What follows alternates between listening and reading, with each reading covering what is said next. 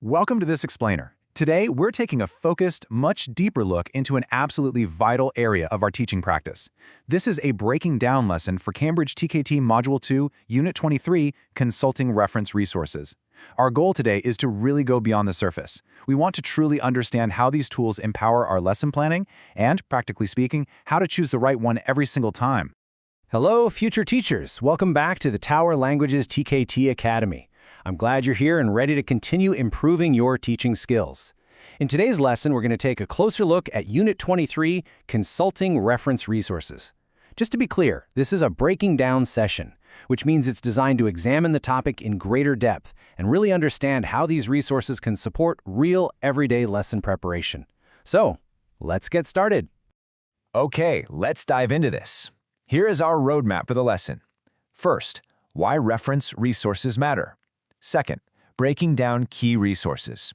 Third, practical teacher scenarios. Fourth, the TKT exam connection. And finally, takeaways and reflection. Let's start with Section 1, Why Reference Resources Matter. Now, you might be wondering, why isn't it enough to just know a list of books?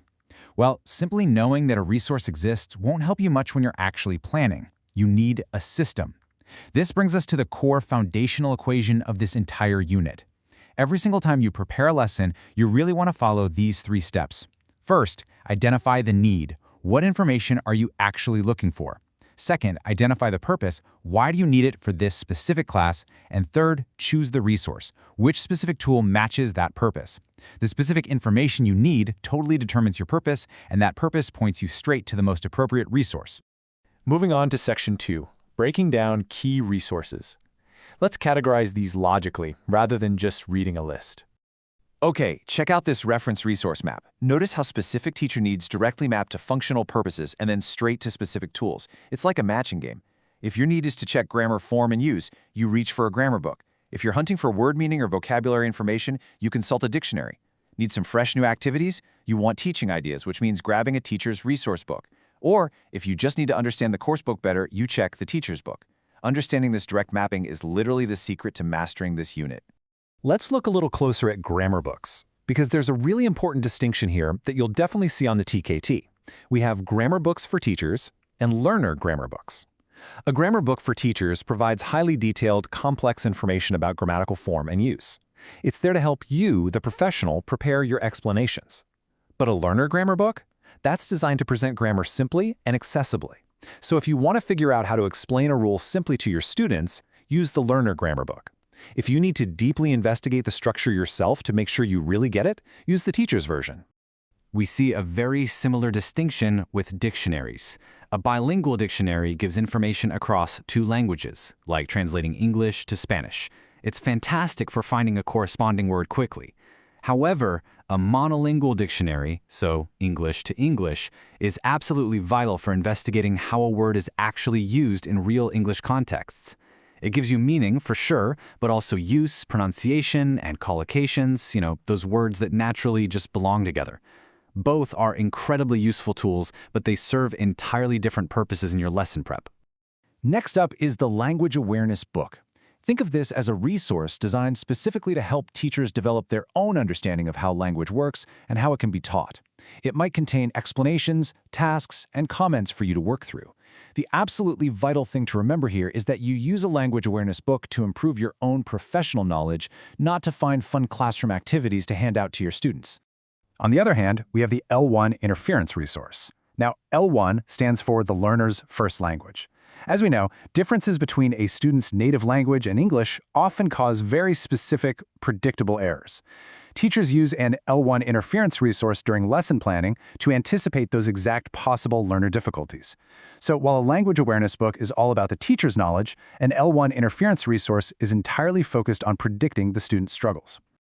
Now, what's really interesting here is the crucial contrast between a teacher's book and a teacher's resource book. Please keep this in mind, as it's a major distinction for the TKT exam.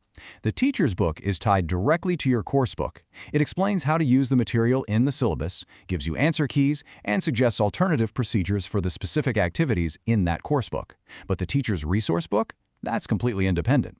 It provides brand new, supplementary teaching ideas and activities for when you want to step away from the course book entirely.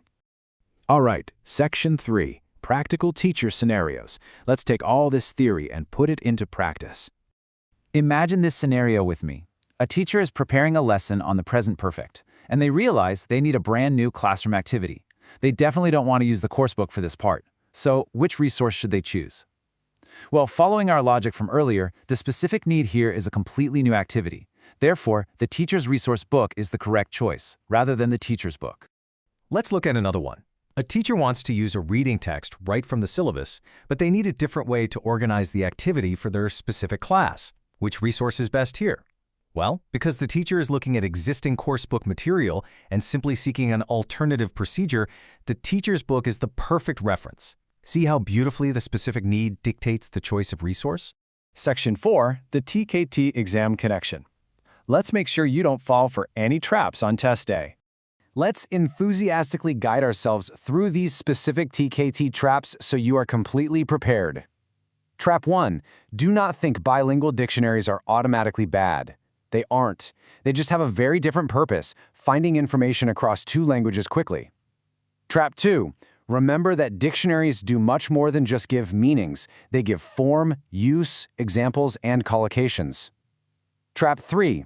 While colleagues are amazing reference resources, their advice is not automatically correct for your specific context or learners. You must always evaluate it for yourself.